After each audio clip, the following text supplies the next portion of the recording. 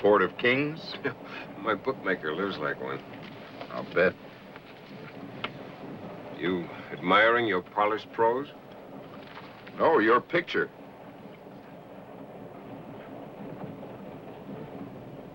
Charleen Reston's much prettier. You know, this will be the 27th case of yours I've covered. Maybe you're my good luck charm. If I thought so, I'd consider jumping off the train. I make good copy, don't I? Sure, I've got a Pulitzer Prize to prove it. Quit trying to reform me. I don't give a hoot about you. Save your lecture about the majesty of the law, or I'll throw you off the train. You don't scare me, except when you're in a courtroom. Springfield in 5 minutes, sir. Oh, well, Willie. Agreed. Forget the change. Thank you very much, Mr. Blane.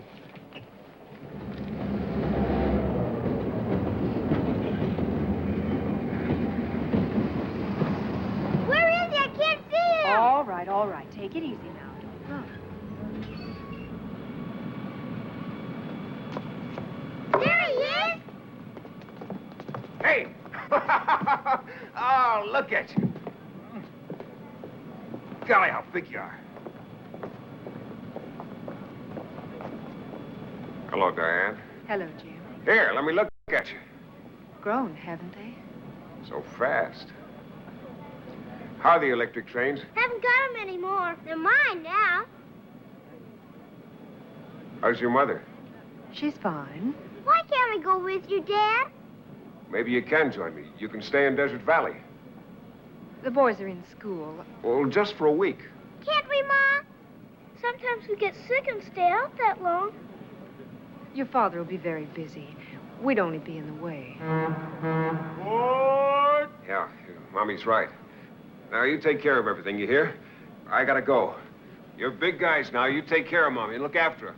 I'll write to you. I'll call you as soon as I get there. Bye. Bye.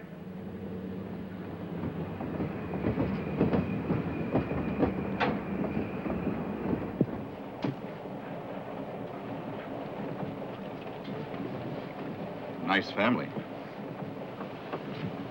It wasn't for publication. I'm just making mental notes on a book I'll probably never write. Didn't even bring anything for the kids. Forgot.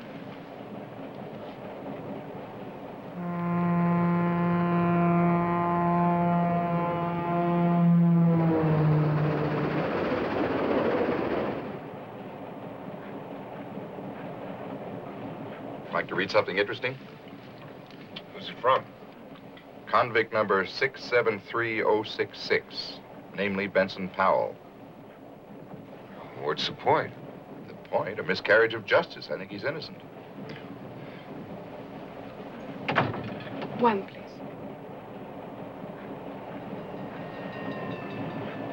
Read the letter, please. One case at a time.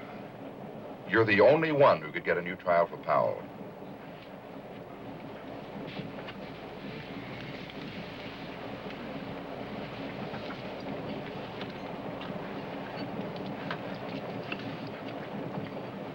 I can recommend the fillet of sole. I've decided on the steak. Rare? Yes. May I? Thank you.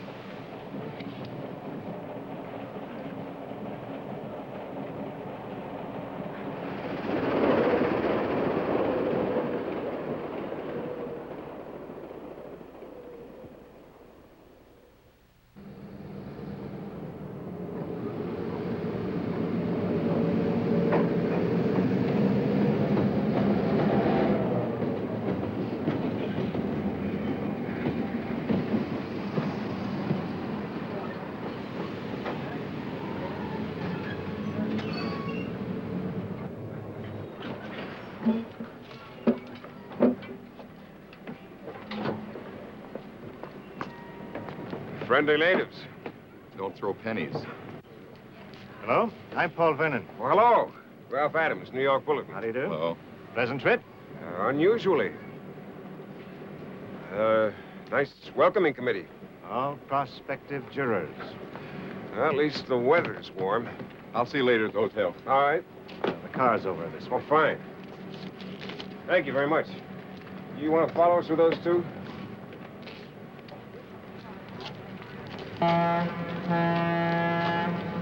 Smart-looking fellow, that lawyer. Mm-hmm. If it had been real smart, he never would have left New York.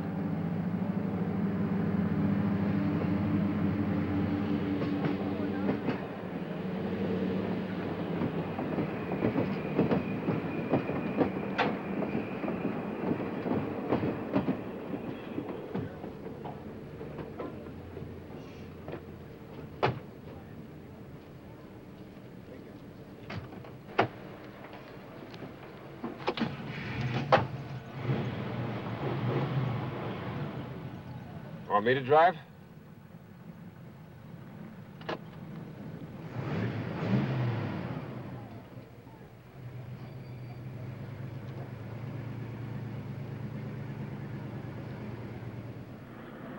Man could relax out here. With what's confronting you, I hardly think so. Which reminds me, did I come cheaper than the Legal Eagle from San Francisco? I take it you're referring to Lester Rawlings. Mm-hmm. I heard the Restons had him down as their first choice. They did, but I persuaded them to retain you, despite your higher fee. Coming from a Baltimore corporation lawyer, that's a compliment. I'll pay you but one compliment, Mr. Blane, if and when you win an acquittal.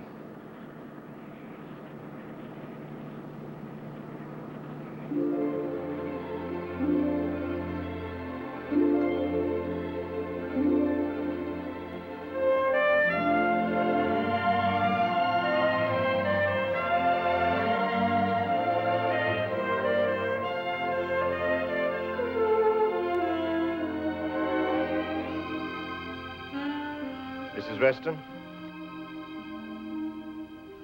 Mr. Blane. How do you do? How's the water? Find out for yourself.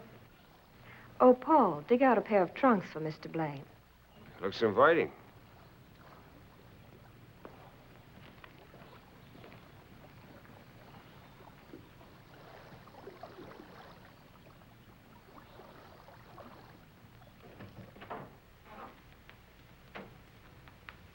Mr. Blane? Mr. Reston, how are you? I thought you'd be an older man. I thought you'd be a much more worried man. When I spill a drink on the carpet, my butler cleans up after me. When you spill blood, your lawyer is expected to do the same. Exactly.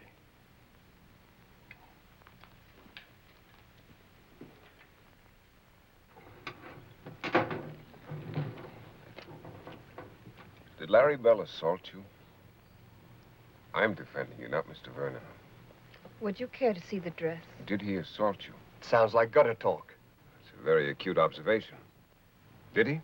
Yes, he did. For the first time? Now, look here. You be quiet until I come to you. Mind your manners, Mr. Blane. Mr. Reston, I'm not impressed by you or your bank account. In fact, you irritate me. Now, look here. It's about time. That's more like it. That's the way I want to see you in court. Not as a cold fist, but as a man, outraged. Mrs. Reston, are you a faithful wife? In my fashion. Were you having an affair with Larry Bell? He was a bartender. Were you? No. Don't lie to me, or you'll have to get yourself another lawyer. I saw Larry Bell just twice before. Were you receptive to his advances? Yes. What happened the third time? I was bored with him. And you resisted him? I ignored him. To tease him? You sound like a prosecutor. Another acute observation. You're cleverer than I imagined. Did you want Bell to attack you? You mean subconsciously? No, consciously. That's absurd, isn't it? Is it? I don't know. I have to think about it. Mrs. Reston, as you move about from resort to resort, what else do you think about? It's so right, Mr. Blane.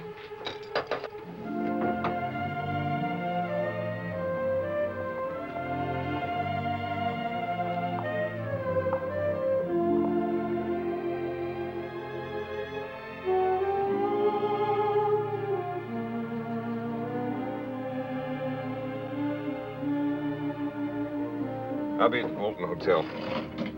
We've arranged for you to stay here. Oh, Mr. Blane doesn't approve of us. No sense adding to the prejudice of the jurors. I don't want them to think I belong to Desert Valley. A good point. Perhaps another time, if you and your lovely wife manage by my sweat to escape the state penitentiary.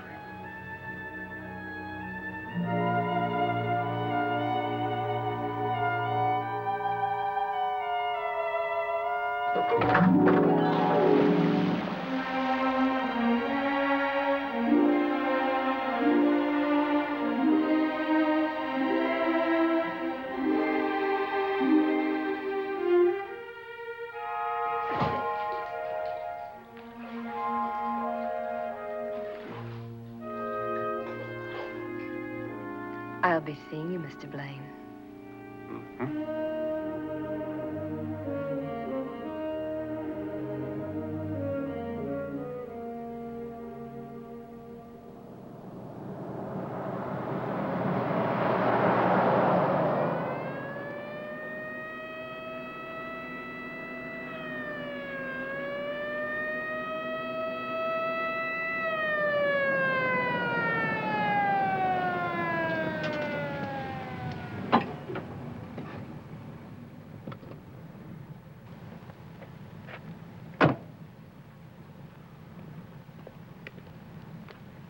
Honestly, I was only doing 80. I'll take your word for it, Mr. Blane.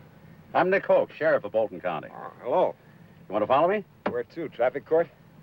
I'd hate to see you in any of our courts.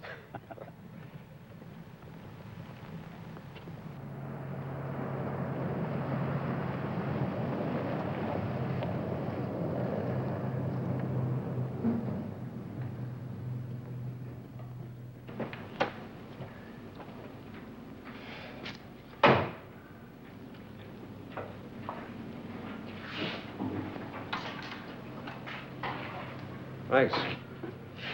Where are we going? God's country.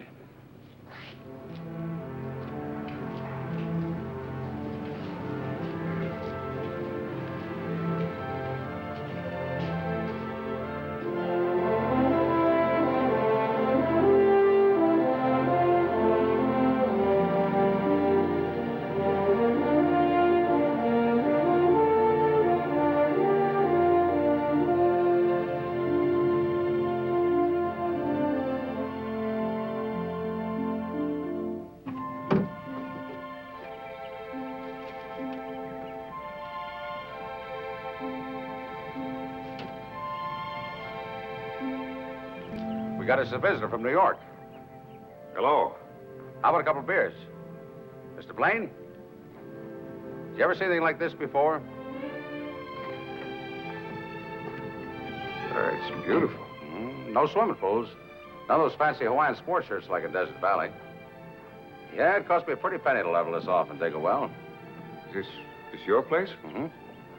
Who, Hank and Sarah? Yeah. They run it for me. Thanks. Thank you. Well, I'd call it a natural paradise. I hadn't seen Hank and Sarah. They looked to me like the loneliest and unhappiest people I've ever seen. Well, they got reason to be. You see, their son was shot down and killed last week. They're Larry Bell's folks. Larry Bell could run around Eurovia. Yep. He could have been one of the greatest halfbacks of all time. What a waste. What a lousy waste. I saw you play once. Ah. Yep. You did? Yeah. Where? Chicago. College All-Star game, 1937. I remember you made a diving catch for a touchdown. That was the last game I ever played. You were All-American then, weren't you? No, not exactly. Those Eastern newspaper guys. Well, that's a long time ago. You know, some nights I get to dreaming like I'm still playing. I'll never forget one night in my sleep, I busted right out of bed like I was going for a long pass. Crashed right into a window.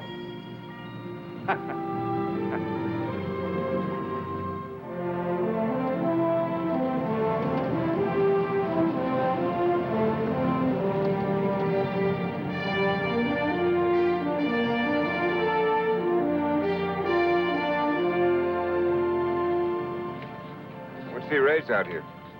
Staley? He raises any hand he figures to beat. Sounds like me. Yeah? Well, it's your convenience anytime.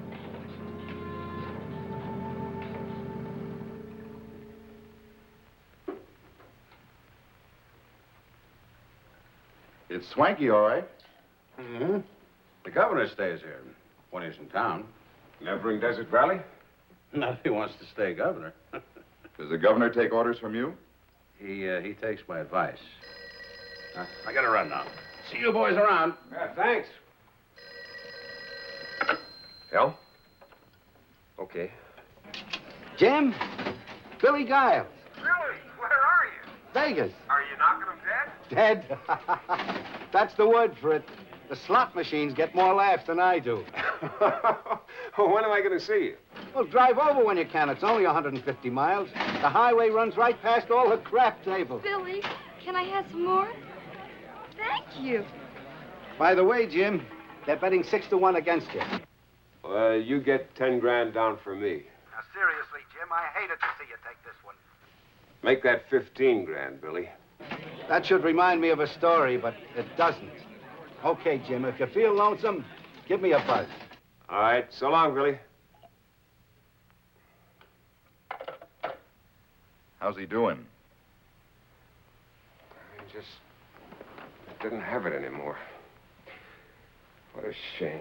How can he make an audience laugh? They look at him and remember how he emptied a revolver into his wife and her lover. That was 10 years ago, and he was acquitted. Yeah, quite a feat, too. I don't think you convinced anybody but the jury. Well, when it comes to picking jewelry... I know. But this time you'll be forced to pick from Sheriff Hoak's private pork barrel. Don't print this, but Mr. Hoak is the answer to my prayers. Hoak? Mm-hmm. Don't tell me he's your gimmick in winning this case. He is my only hope. When I get him on the witness stand, I'll cut him down to size, strip him of his convictions. When I finish with him, they'll arrest him for indecent exposure.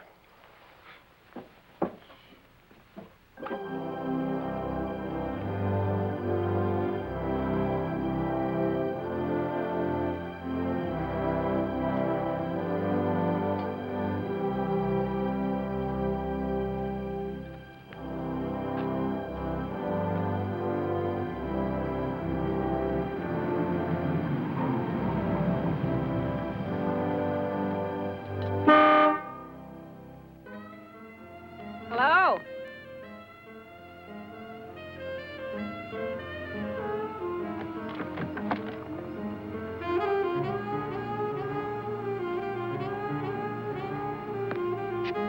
Hello. This makes the second time today I've been picked up. I called the hotel. What's on your mind? You. I hear you separated from your wife. How does that concern you? You interest me. That's the reason my wife left me. I interest other women. Can you forget for a while that I'm your client? Whatever you say won't be held against you.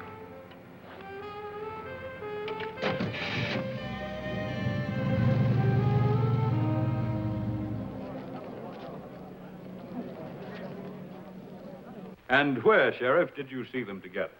At the Waterhole Tavern, where Larry was tending bar. Was Mr. Reston there also? If he was, I didn't see him. What did you see? Mrs. Reston, sitting at the bar alone, acting chummy with Larry. In your conversations with Larry Bell, did he ever mention Mrs. Reston by name? He always called her that rich babe from Baltimore. Do you recall his exact words concerning his relations with Mrs. Reston? Yes. He said, I'm making time with her. Thank you, Sheriff. I now turn you over to the New York lawyer. Your witness.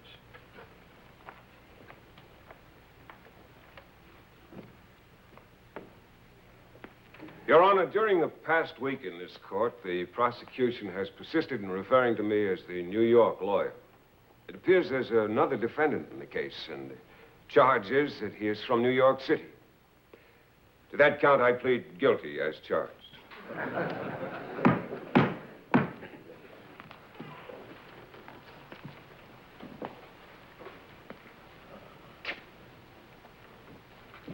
Now, Sheriff Hoak, based on your experiences, what does the expression making time mean?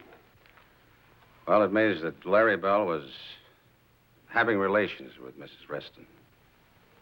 Had you always found Larry Bell to be truthful? Yes, I have. You were like father and son. We were very close. Like father and son? Yes. Was Larry Bell always in the habit of discussing his personal affairs with you? Well, like I said, we were very close. Are you married, Sheriff? I was divorced a couple of years ago. That was your only marriage? No, it was my second. Oh, how did your first marriage end? Divorce. Well, tell me this, Sheriff. Were you in the habit of discussing your personal affairs with Larry Bell? Objection. Sustained. The expression making time, is that something Larry Bell may have borrowed from you? No. Or did you ever use the expression? Objection. Sustained. Larry Bell was a noted athlete, wasn't he? One of the finest. Do you know what the expression to score means? Objection. Sustained. Can you describe Larry Bell's demeanor when he told you he was making time with the babe from Baltimore? I don't think I understand the question. Was he smiling? Yes, I believe he was. Was it a cocksure smile or a smirk? Objection. Sustained. Can you describe the smile? Well, I'd say it was more of a grin. The kind of grin you associate with a man who succeeds with a woman. Objection. Sustained. Now, Sheriff Hoak, is it a fact that the State University Alumni Association a few years ago voted you the outstanding football player in the history of the school? Oh, well, yes, that's a fact. Did you graduate from State University? Yes, I did. Is it a fact that Larry Bell was a star halfback for Bolton High School? Yes, sir. Can you tell me if many colleges offered him athletic scholarships? Oh, yes, there are a great many. How many would you say? At least 50. And which college did he choose? State University. Because you advised him to do so? Yes. Because he was your protege and you wanted him to follow in your footsteps? Yes. Did Larry Bell graduate from State University? No, he didn't. What prevented him from graduating? He flunked out. I assume you're using that expression in the scholastic sense. Yes, Larry failed in too many courses, and so he was expelled. For academic failure? That's right. Mm-hmm. Do you recall the particular courses he failed? Well, as a matter of fact, I do, yes. It was European history, English literature, and sociology. Isn't it a fact that Larry Bell was being tutored in those very courses by an instructor who was on the payroll of the State University Athletic Department? Yes, but that's common practice. Has State University de-emphasized football? No, we haven't. Then a victory on the gridiron is as important today as it was in your time, is it not? Probably so. Wasn't Larry Bell a sophomore sensation for State University? By that I mean, wasn't he, more than any other man on the team, responsible for a highly successful football season? Probably. Sheriff, did you make any attempt to keep the university authorities from expelling Larry Bell? Yes, I did. Did you make a special trip to the campus? I did. And yet you failed. Why? Well, like I told you, Larry failed in 3 subjects. He just couldn't knuckle down to studying. Do you recall an incident occurring at State University in the same months of that year? An incident? Well, perhaps I used the wrong word. I'm referring to a collegiate prank commonly known as a panty raid. Well, that was happening in lots of colleges, all over the country. But it did happen at State University. Yes, it did. On April 12, 1955? Well, I'd have to take your word for that. Did Larry Bell ever mention anything about it to you? No, he didn't.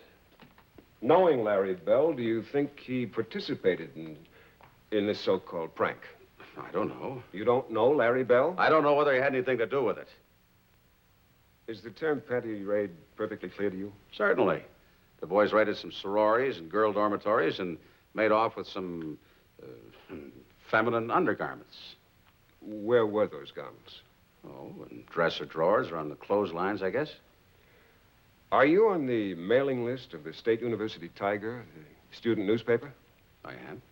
Do you recall an item in the issue of April 15th, 1955? In the gossip column, Campus Capers. I only read the sports pages. Then you must have missed the following item. The Ivy Line has it from eyewitnesses that one not-so-sophomore-ish sophomore pilfered his trophy from a very petite and perturbed frosh co-ed. No, I never read that item. Do you recall the date Larry Bell was expelled from State University? April 1955. April 18? I believe so. Is it a fact, Sheriff Hoak, that the final examinations for the spring semester are held during the last week of the month of May? It is. Then Larry Bell was expelled at least 5 weeks prior to those examinations, was he not? Something like that. Sheriff, isn't it possible that you were innocently misled into believing that Larry Bell was expelled from State University merely because of academic failure? Thank you, Sheriff.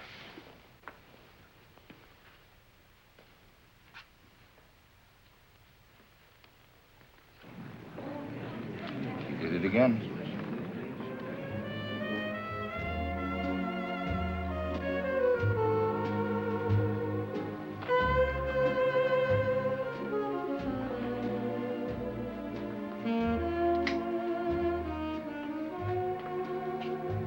Thank you. May I ask what the money is for? Just a small advance on my fee.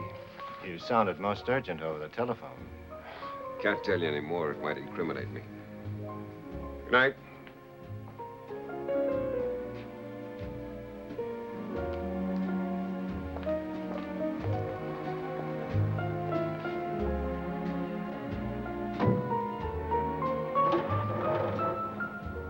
I'll pick you up at the courthouse at 11. Slight correction. I'll see you in court Monday morning.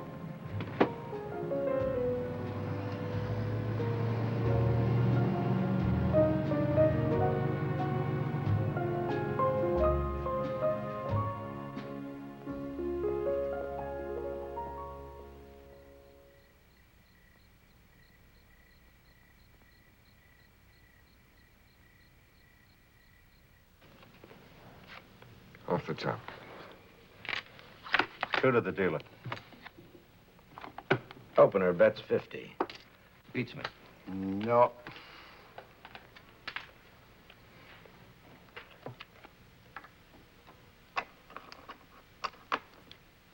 $50 and $200.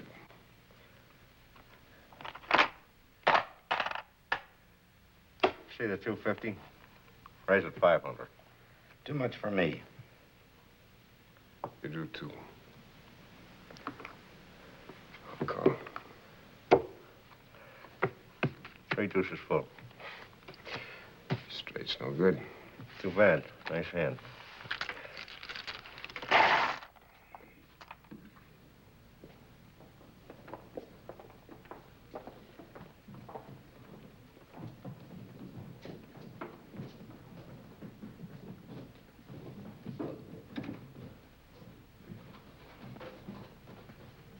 Ladies and gentlemen of the jury, have you arrived at a verdict?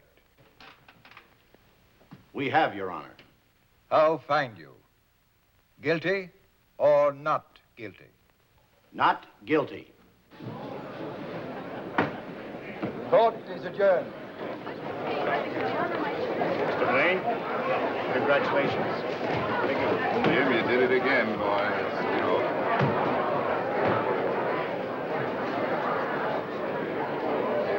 Thanks, Roland.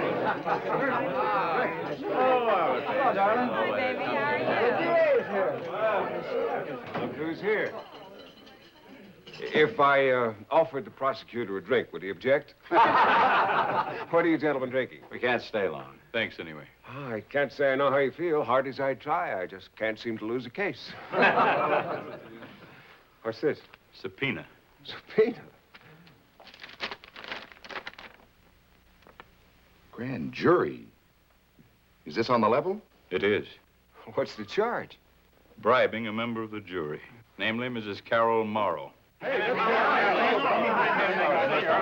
think you can beat this charge? How about it? Blane had it in their minds. Ralph, you don't...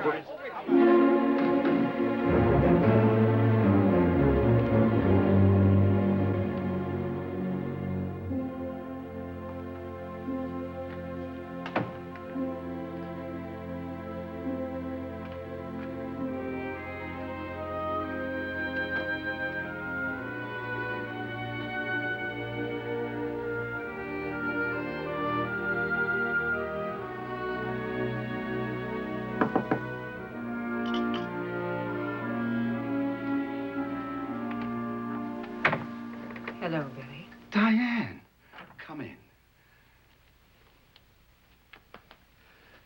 Gee, but I'm sure glad to see you. Where's Jim?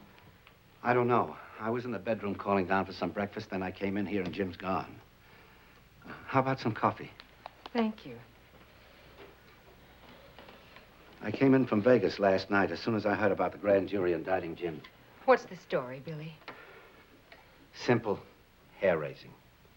Jim was taken for $5 grand in a poker game out in some desert shack. Then a dame turned up with the money. A dame on the jury, Carol Morrow. And she's saying that Jim gave her the money as a bribe. How are the boys? Is Timmy taller than me yet? They didn't feel so big yesterday.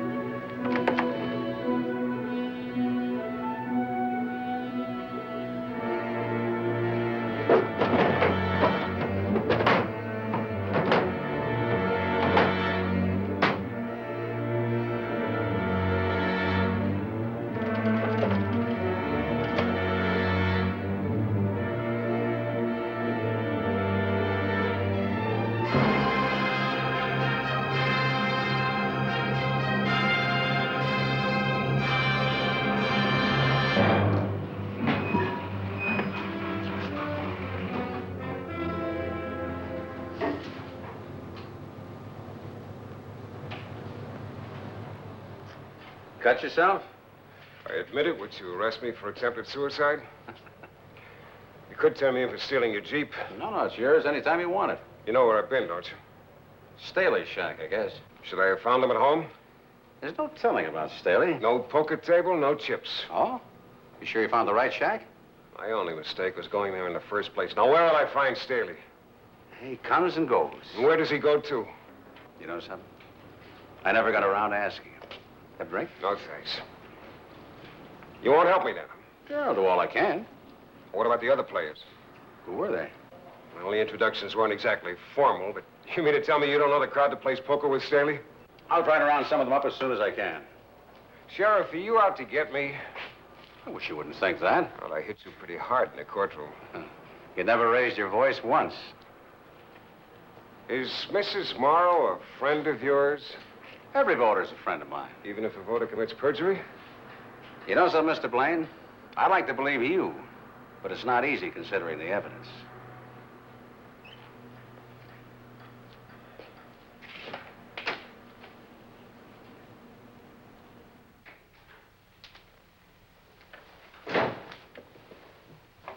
Say, where have you been? Out in the desert looking for mirages. 2-car mirages?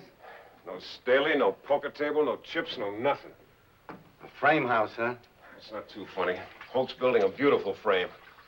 And you'll have 10 years to admire it at the state's expense. You selling me short? Me sell you short? My memory's not that bad. Every morning when I wake up, I look to make sure there are no bars on the windows. If I were you, I'd go into a little Irish jig right now. You would, huh? A very attractive lady just checked in down the hall. I'll try to find time. It's Diane. Diane? 408.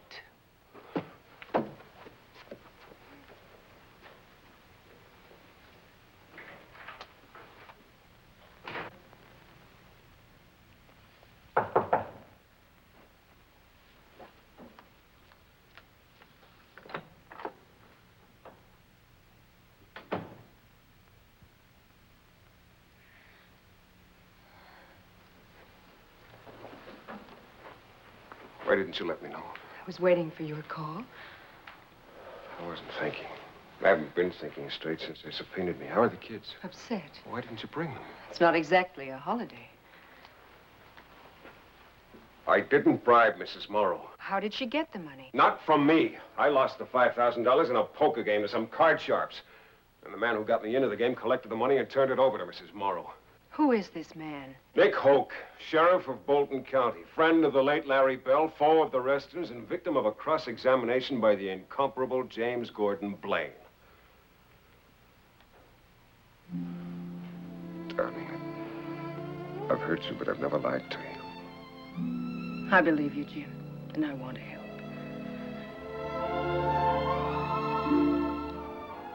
I'll move Billy out of my sight. No, Jim, no. I've never stopped loving you, needing you and the boys. That's why I'm here, for their sake, not mine or yours. Objection sustained. Thanks for being here.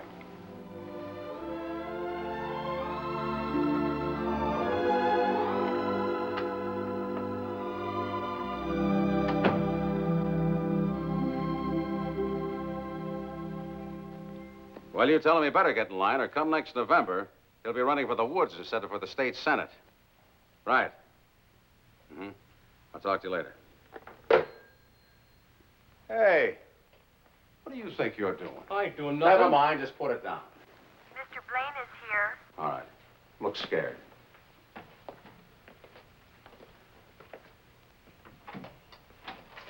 Come right in. Well, Mr. Blane, you recognize either one of them? No. You sure not? I'm sure. Mm-hmm. All right, boys, I'm sorry.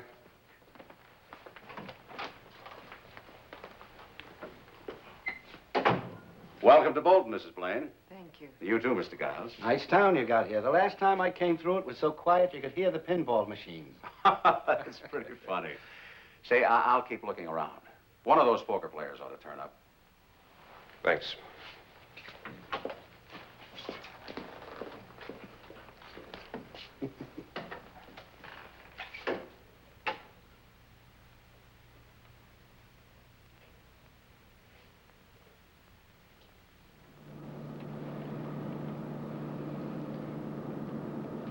Lester Rawlings is vacationing in Desert Valley, staying at the Sun Club. Why the social note?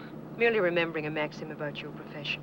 A lawyer who defends himself has a fool for a client. That should be good for a laugh somewhere. Forget it. I'm the exception to the rule. Let's face it, Jim. You too can be a fool. I'm defending myself. Correction. You're also defending Timmy and Johnny.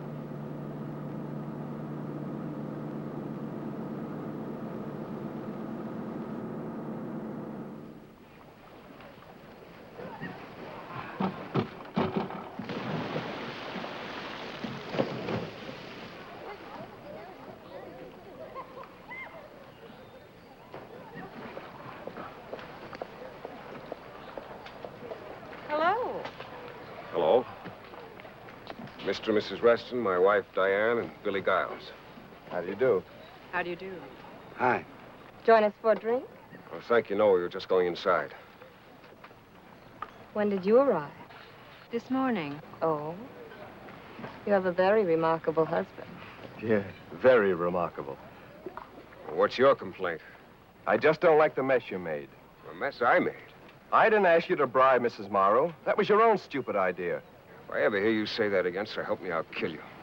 You mean you didn't give her the money? No, Mrs. Reston, I didn't. My only mistake was in defending you and your idiot husband. In parting, may I say you deserve each other?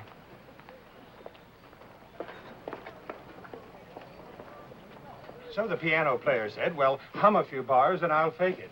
That's rather amusing, don't you think? Uh-oh. Business calls. Pardon me, girls. See you later. Jim Blane. I'm Lester Rawlings. We met a few years ago at Toots Shore's restaurant, I believe. Of course. My wife, Diane, and Billy Giles. Hello. Would you permit me to buy you all a drink? Well, thanks, I Bob. could use one. Thank you. Well, good, good.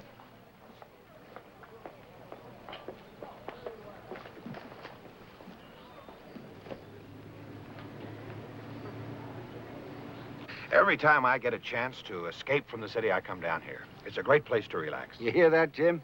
You're supposed to relax. It's a local law. I hear I took the Reston case away from you. It was more of a hot potato than a case, wasn't it? I wish I'd have said that. What's your opinion? Opinion of what? The indictment against me? Am I to answer that as an acquaintance or as your lawyer? Why the business pitch? You want to deduct the drinks from your taxes? We're interested in a legal opinion, Mr. Rawlings. I'd prefer to hear Jim speak for himself. Is this your way of getting the Reston fee? Oh, no, no. I'm not asking for a cent. Well, what's in it for you, then? Trying to prove you're a better lawyer than I am? Well, for your sake, I hope I am. Mr. Rawlings, can you give us an idea of what your defense tactics are going to be? Well, my first tactic is not to reveal my tactics. Considering the local prejudice against Jim Blane, are you planning to move the trial to Capital City? The only thing I plan to move is the jury. Well, that covers everything, I believe. One more question, please. Yes, Mr. Adams. Will the defense be a joint effort? I believe that Jim Blane is the greatest trial lawyer since the late Clarence Darrow. But in this case, Mr. Blane is going to be the defendant, that and nothing more. Is that so, Jim? You heard the man. I just can't picture you as a defendant, Jim. My idea of a defendant is somebody like Benson Powell. Yes, well, thank you, gentlemen. Thank you, and good night. Good night, Mr. Rawlings. Thank you. Bye. Would you excuse us, Mr. Giles? I would like to confer with my client. Oh, Billy can stay. Oh, it's okay. I got to see a man about a horse. I'll see you later. There's one point we haven't discussed as yet. The possibility of defeat. You say possibility or probability? Please, Jim. Forgive me for injecting this depressing and pessimistic note, but we must prepare for all eventualities. Shall I have my tailor fit me for sackcloth and ashes? Better let Billy Giles handle the humor department, Jim. You and I have some very sober decisions to reach. Such as? Well, for one, the advisability of making a deal. What the hell are you talking about? Should your case appear to be lost, I would like to be able to approach the prosecution. And plead guilty? I'm merely trying to cover all of the angles. The purpose being to keep you out of the state penitentiary. Mr. Rawlings, do you believe my husband bribed Mrs. Morrow? Well, let's not go into that. Please answer my question. Perhaps you'd better answer your wife. Set her straight. Well, you're the one that needs to be set straight. You're through before you begin. You better get out of here before I break your jaw.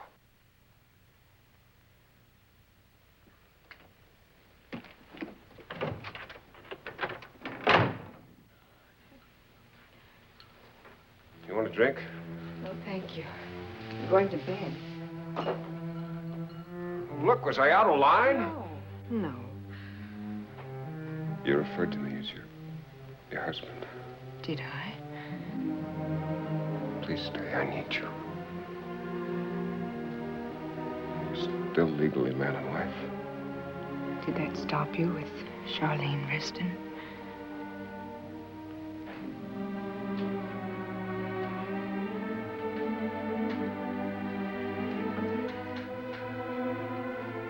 Jim. Yeah. Easy on the bottle, please. Your defense is in your own hands now.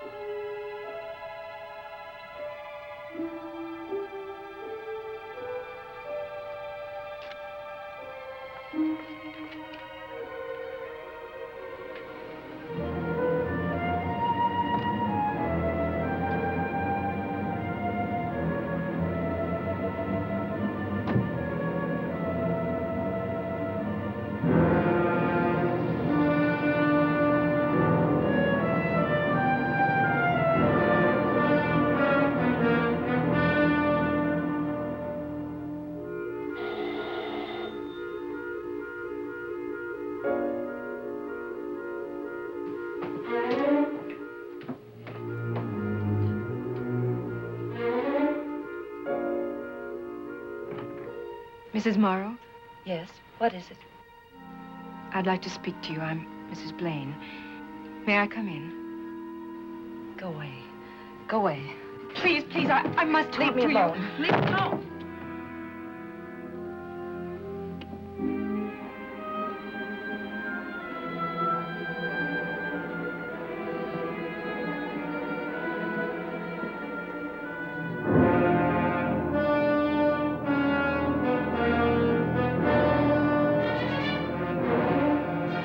Quit it.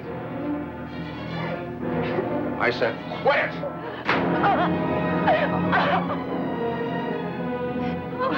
Oh, please, Nick, don't make me go through with it. There's no other way. I'm frightened. I'm frightened. I keep telling you. It's all worked out. What'll happen to me when he gets me on the stand? Oh, please, Nick. That's why we're in this, because of what Blane did to me in the stand. Get this through your head. It's not that New York lawyer you have to be afraid of. It's me.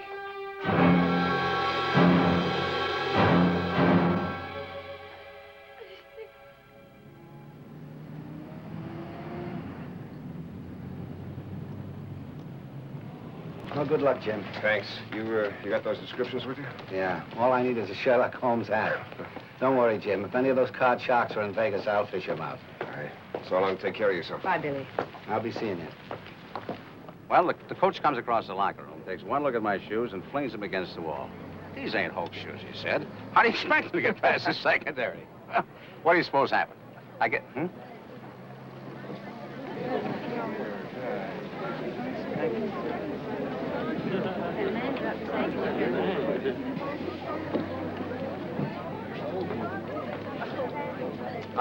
All right. Break it up. Come on, move. Pronto. Sorry.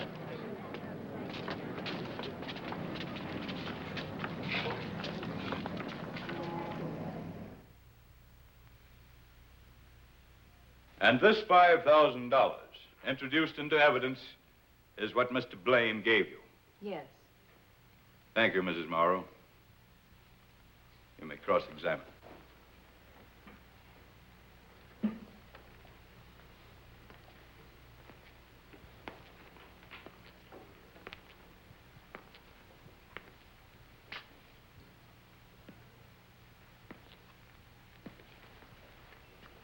Mrs. Morrow, how long have you been a widow?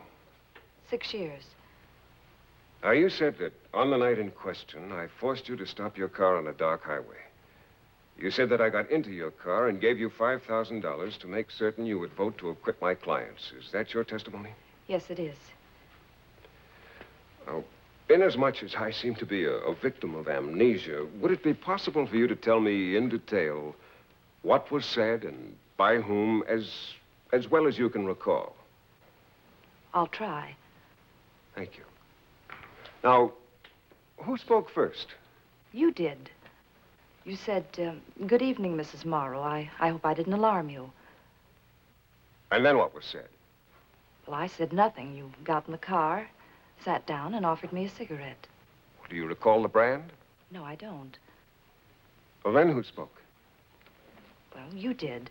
You said, You're a widow, aren't you? And I said, yes, I am. And then you said, your husband was a war hero, I understand. And what did you say? I didn't say anything. I choked up. And what did I say? You said nothing. You took out an envelope and handed it to me. Then you said, put this in your purse. And did you put it in your purse? No, I didn't. I said, what is it? And how did I answer you? Some insurance I'm buying, that's what you said. And what did you say to that sales pitch? I don't know. I said something silly like, I don't sell insurance.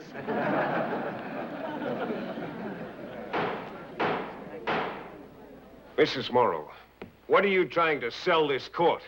Nothing. Nothing but the truth. Is truth for sale? Objection. Sustained. Mrs. Morrow, have you ever run afoul of the law? No. Have you ever had any difficulty with your taxes? No. Have you ever been involved in a lawsuit? No. Have you ever committed any traffic violations? No. You're a law-abiding citizen. I do the best I can. Are you in debt? No. Are you addicted to drugs? No. To drinking? No. To gambling? No. Are you being blackmailed by anybody? No. Are you pressed for money? No. You own a beauty parlor? Yes. You're the sole owner? Yes. Your business is profitable? Yes. Now, Mrs. Morrow, you have described yourself as a decent, law-abiding citizen. You own your own business. You're a woman of property and propriety. Do you want the court and this jury to believe that a person of your character and your standing in the community would accept a bribe of $5,000 from anyone, let alone a New York lawyer? Please answer my question. I didn't know what I was doing. You didn't know what you were doing. I didn't know what to do. Did you ask anyone what you should do? No, I was afraid to. Well, who were you afraid of? Me? Yes. Did I threaten you with physical violence? No. Did I threaten you at all? No. Are you afraid right this minute? Yes. Of me? Yes. Because I might show the court that you're perjuring yourself? I'm telling the truth. So help you God? Yes. Does the tone of my voice disturb you? Yes. Do you dislike me? Yes. Do you hate me? Yes. Because I'm a New York lawyer? Yes. Because I defended the Restons? Yes. You wanted to send the Restons to prison, didn't you? Yes. You want to see me go to prison, don't you? Yes. You're lying now because you hate me, isn't that so? I'm not lying. You do hate me, don't you? Yes, I hate you. And your hate for me is so strong that you'd do anything to destroy me. Yes, yes. Yes, I hate you. Every time I think of your dirty, filthy money, every time I feel the pangs of my conscience, I want to see you suffer as much as I've suffered since you've done this thing to me.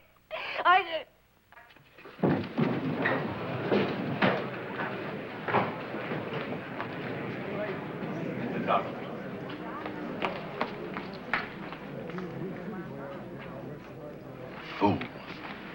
Poor fool.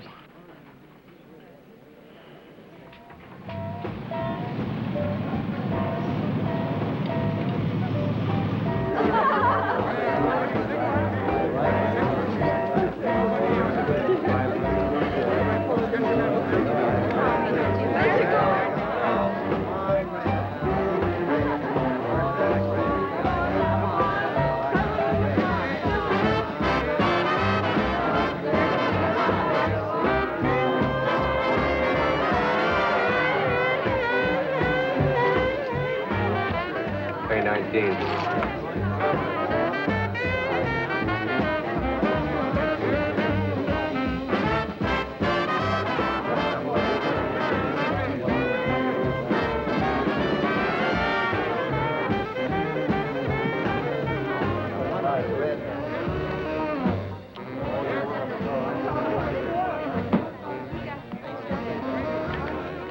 I had better luck at Staley's shack. Didn't I bump into you there some time ago? What did you say? Staley's place in Desert Valley. Never worked there. Never even heard of the place. Hit me. Must have been two other guys. That's a good name for this game. Blackjack. Better luck next time.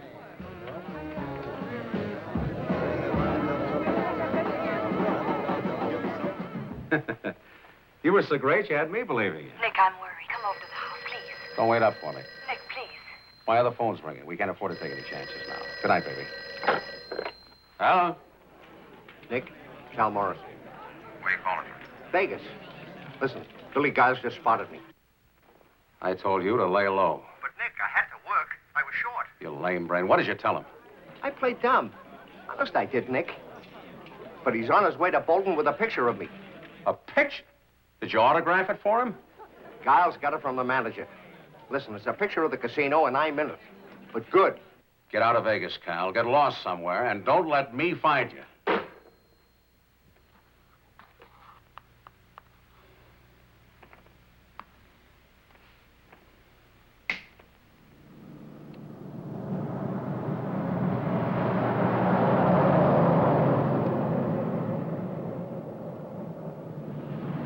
Could sell me the 1,000 Islands whenever he talks to me. That man could sell me Niagara Falls, could sell me the National Forest. Remarkable, isn't he?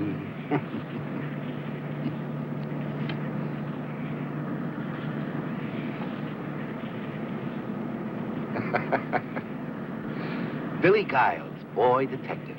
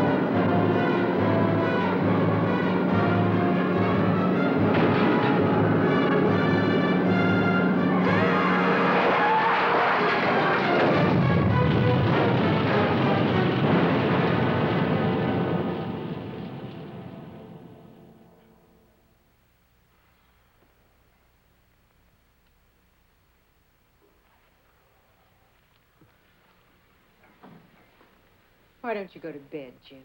Oh, I couldn't sleep if I wanted to. Cross-examining Mrs. Morrow all night. You're not thinking of putting her on the stand again? No, that's not where I'd like to see her.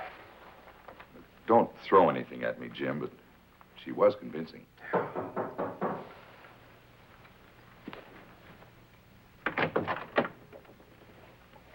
May I come in? Sure. What glad tidings do you bring?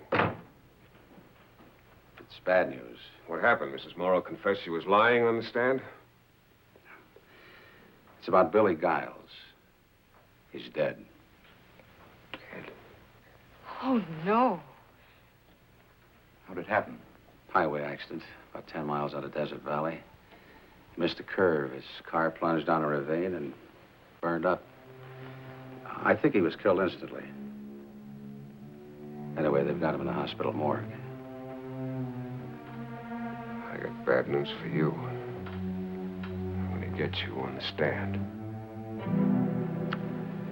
I expected as much. I'm awfully sorry about Billy Giles. He was one of my favorites from way back.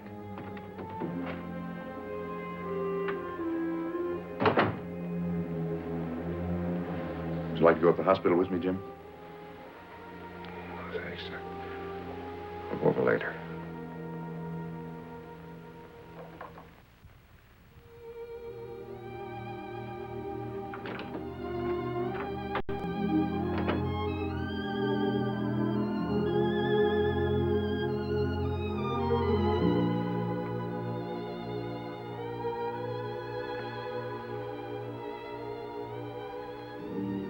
You know what Billy said to me after his trial?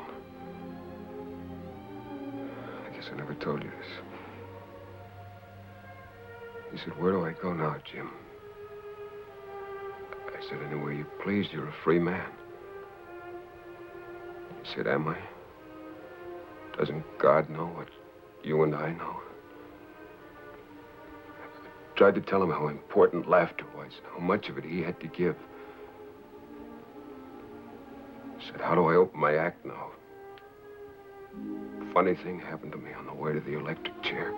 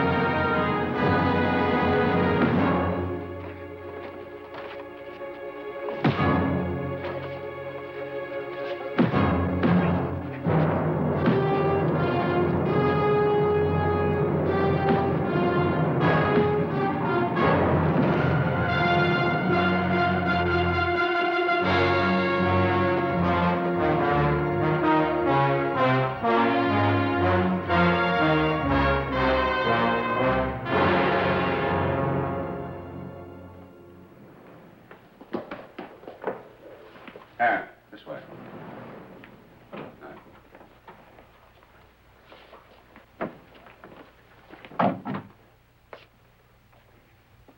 Well, how you feeling today?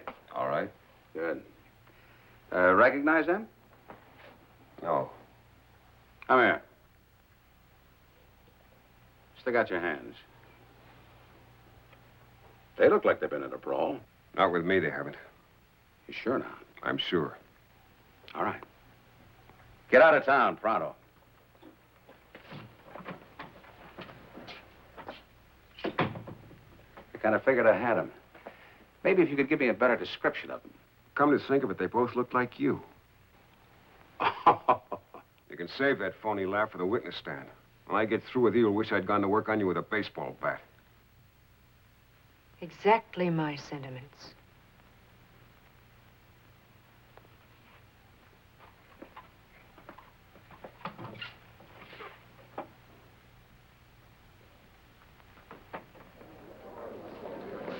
Pardon me, please. Excuse me.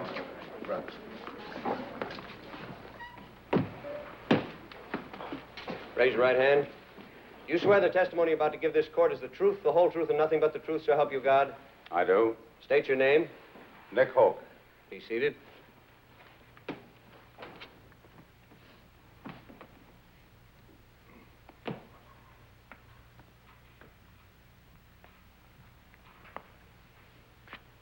Sheriff Hoak, do you recall the verdict in the Reston case?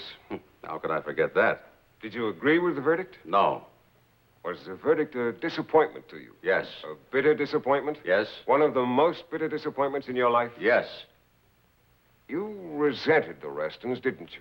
Yes, I did. Because they were rich, society people from Desert Valley?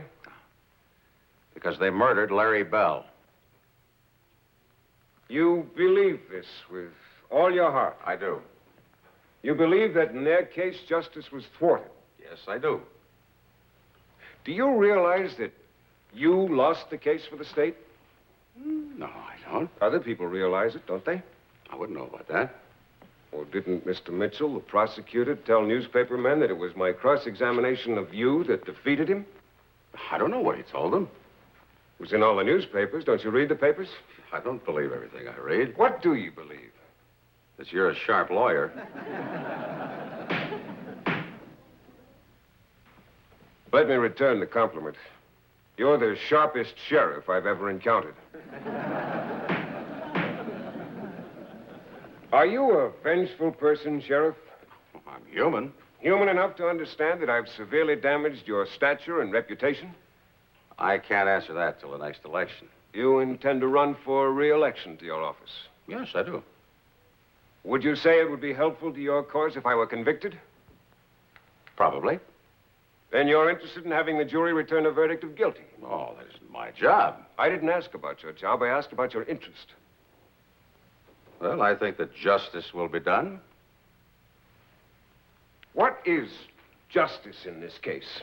That's for the jury to decide. Well, what have you decided? It's not my decision to make. You do make decisions, however, don't you? When I have to, yes. Weren't you forced to make a fateful decision about me? I don't know what you're talking about. I'm talking about conspiracy. Do you understand the meaning of the word? Of course I do. Would you admit, if the court decides in my favor, that I was a victim of conspiracy? I'll abide by the jury's verdict. Or wouldn't a verdict of not guilty mean that the jury believes I was a victim of conspiracy? I guess so. Assuming that such is their verdict, that would mean that some person or persons unknown did willfully plot to ruin my reputation and throw me into prison, would it not? Could be. This would also involve Mrs. Carol Morrow, would it not? Might. And if the jury feels that I have told the truth, then it must assume that Mrs. Morrow was lying. Isn't that right? I guess so. Would it not also be possible that Rod Staley and his poker companions could be involved in the same conspiracy? Oh, I couldn't say about that. Remember now, hypothetically at least, I have been acquitted. Then if I did lose the money in a poker game and the same money turned up in Mrs. Morrow's possession, does it not stand to reason that someone other than I gave the money to Mrs. Morrow? I don't follow you. Shall I repeat the question for you? If it's important enough for you. Isn't your name and reputation important to you? I'm not on trial Will here. you admit that I am? Yes. Will you also admit this, that it was you who told me about the poker games at Staley's house? Yes. And wasn't it you who specifically invited me to participate in a poker game at Staley's house on the night of February 24? Yes. And didn't you tell me I could use your Jeep to get to Staley's house? Yes. Why were you doing these things? Well, I was just trying to oblige you. Why would you want to oblige me? Well, I try to oblige all of my friends. Do you mean to tell this court that you regarded me as your friend? Well, yes. Now, Mr. Hoak, how could I ever be your friend? I'm a New York lawyer. The last time I had you on the stand, I made a fool of you. I've got you on the stand this moment trying to make a liar, a perjurer, and a conspirator out of you. And you persist in regarding me as a friend. Can you tell the court any incident, moment, time, or place, when or where I showed any sign of friendship for you? Your Honor, may I remind Mr. Blane that he is conducting a direct examination and that he is attempting to impeach his own witness. It's all right. I'll answer the question. Objection withdrawn. Well, it was the first day we met. We were driving across the desert in my Jeep and talking about Larry Bell and football, and you said something that kind of surprised me.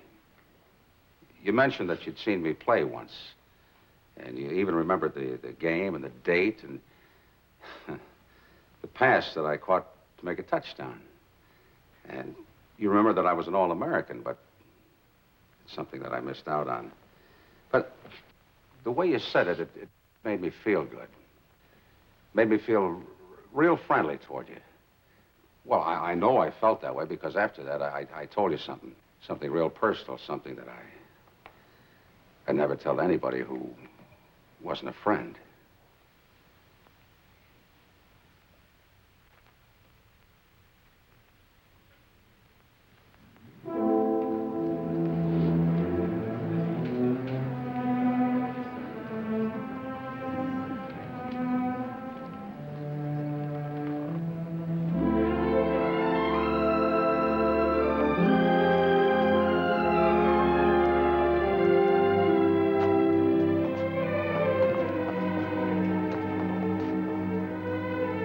Jim, can't you get a postponement of the trial? Why, it's about over. Wouldn't it be a good idea to bring in another lawyer for the summation? Mighty Blane has struck out, hasn't he? It's time for decisions, not self-pity. There'll be a new defense attorney in court tomorrow. Who will he be? The man you deserved and never got.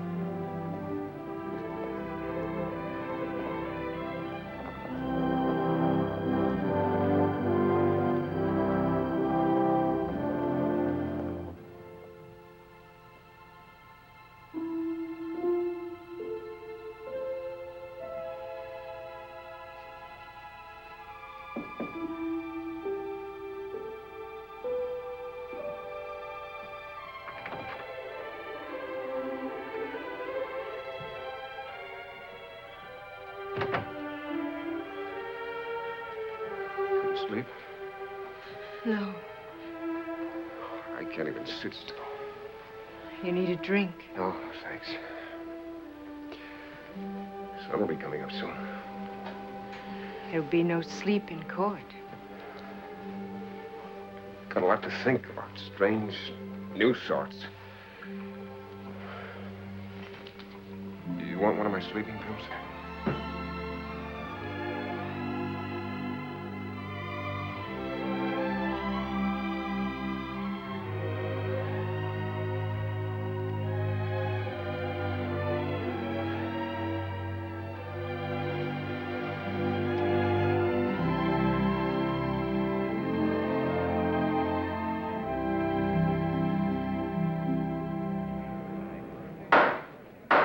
Everybody rise.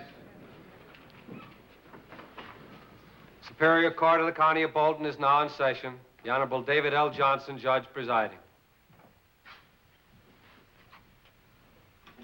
Be seated.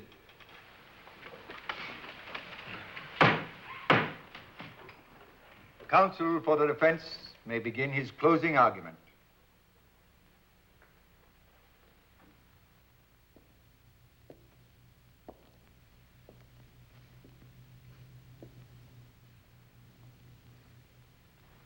Gentlemen of the jury,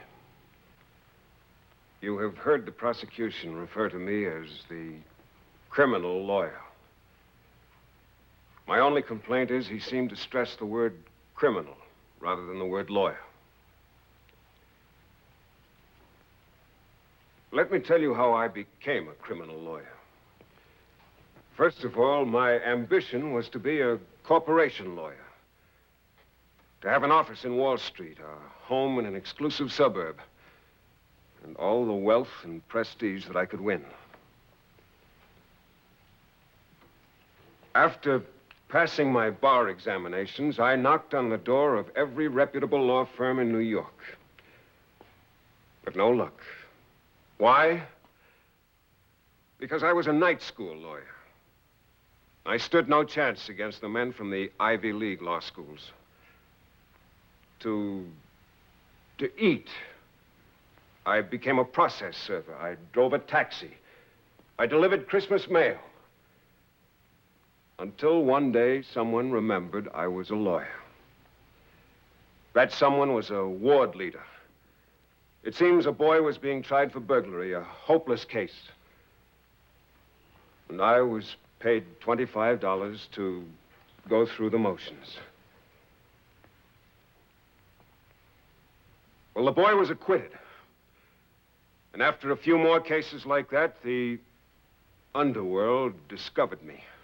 And soon I was the mouthpiece for racketeers, murderers, dope peddlers, and panderers. My fame increased. My cases were used. Now I was a big criminal lawyer. My fees were exorbitant. Now my clients came from big money and high society. I asked only 3 questions.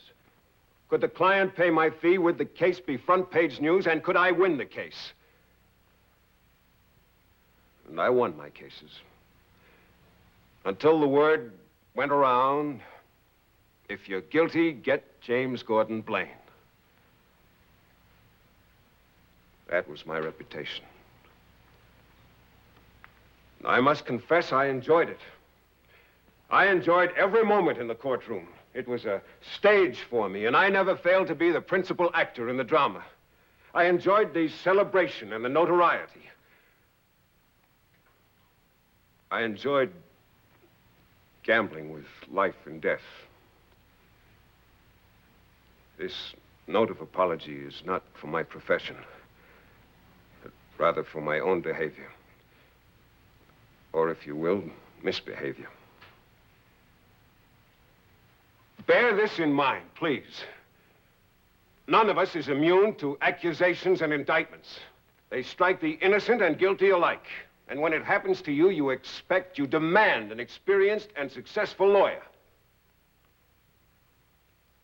I could spend hours telling you of innocent men imprisoned and executed because of clumsy and uninspired defenses.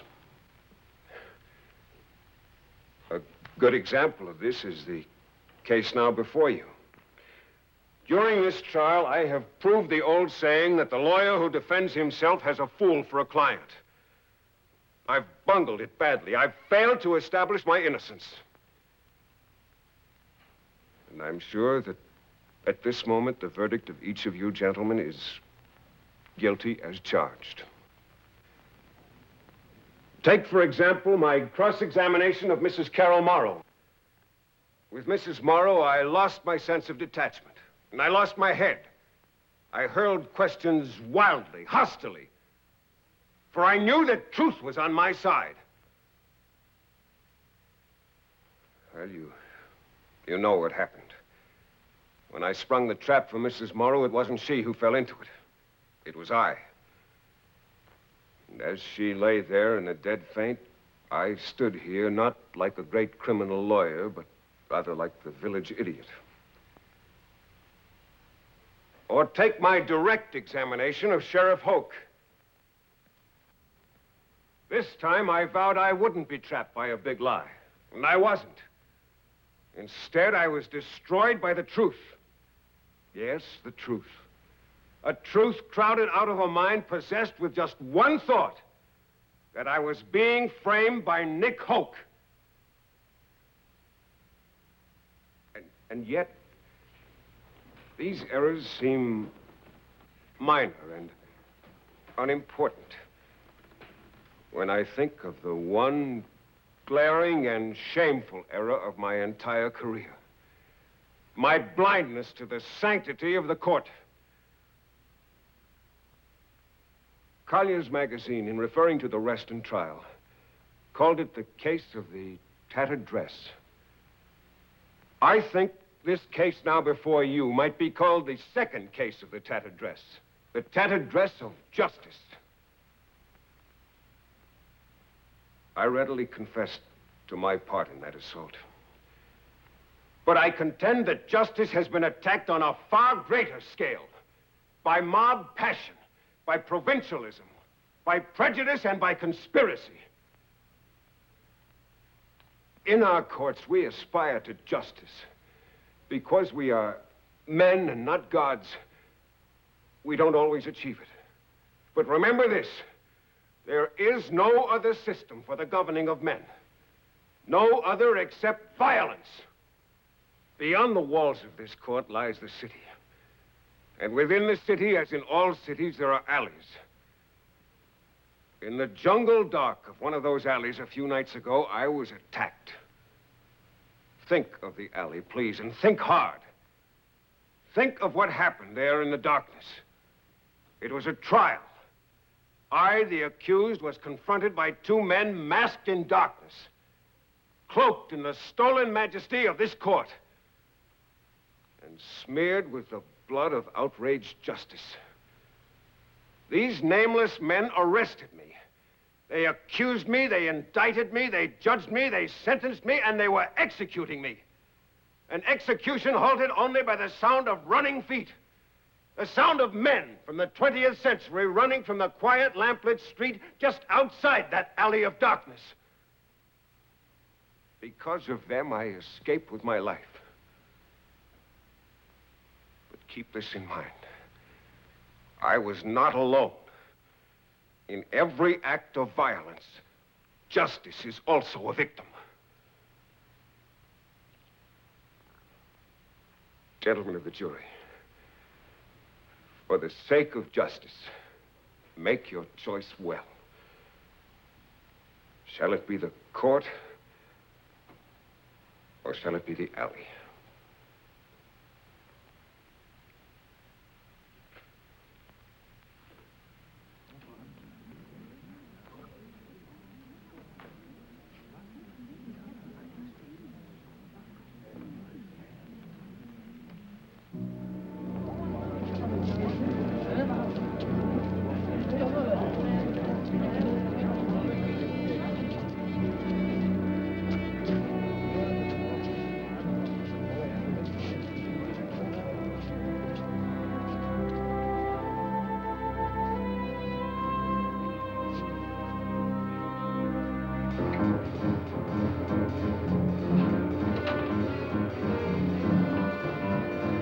Nick.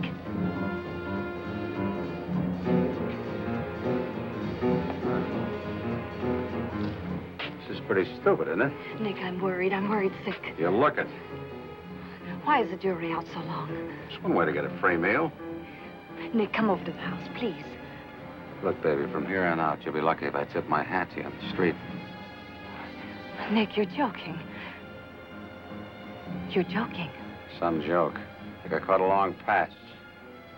Nobody between me and the goal line, and I tripped and fell on my face. Nick, we'll go away someplace. Any place you say. The only one that leaves this town is that New York lawyer. Either in handcuffs or in a pine box. But, Nick...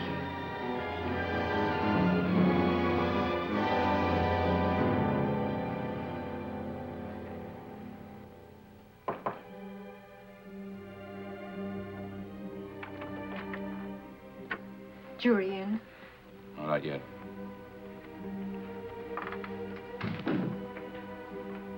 Hi. You know what the boys think about your performance? It was no performance. I have to level with you. I'm not sold it was all for real. It's not just me. You haven't sold the other newspaper men or the public. They're even saying that the way you tripped yourself up with Mrs. Morrow and Hoak, well, it was all part of the act. Act? If that was an act, may God strike me dead. Sorry, Jim, that's the way it is.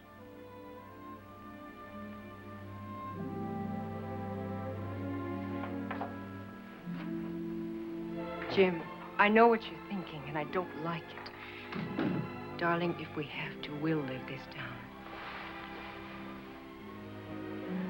Last night I thought I was home again. Now I know I can't go home. Not just yet.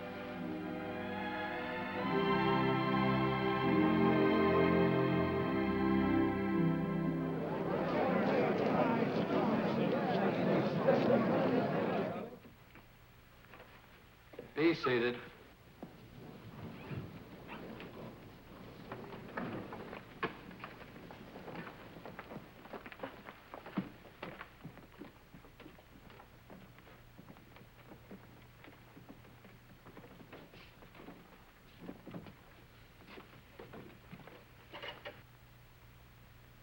Gentlemen of the jury, have you arrived at a verdict? We have, Your Honor. How find you?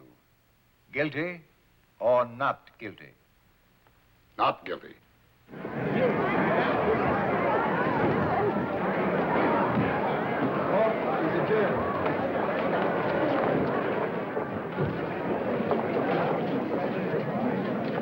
Mr. Blane, congratulations.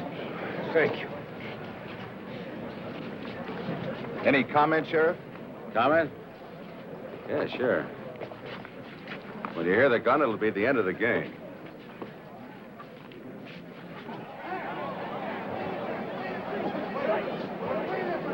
There she is. Move over. Move over. How do you feel about this thing, Mrs. Morrow? Oh, come on, give us a break. Leave me alone.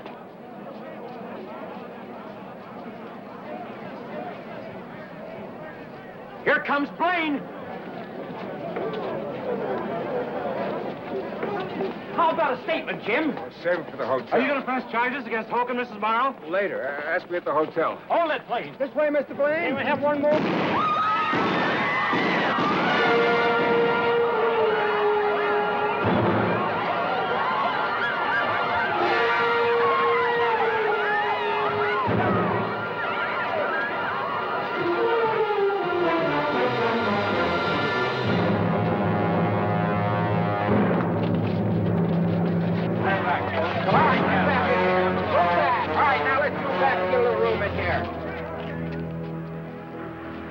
Jim, how do I begin to apologize? I think our apologies cancel out each other. Thanks. Well, I'd better file my story. Ralph, you can also wire Benson Powell. Tell him we'll talk to him. Who's Benson Powell? A man in prison, in need of a lawyer. Let's go home.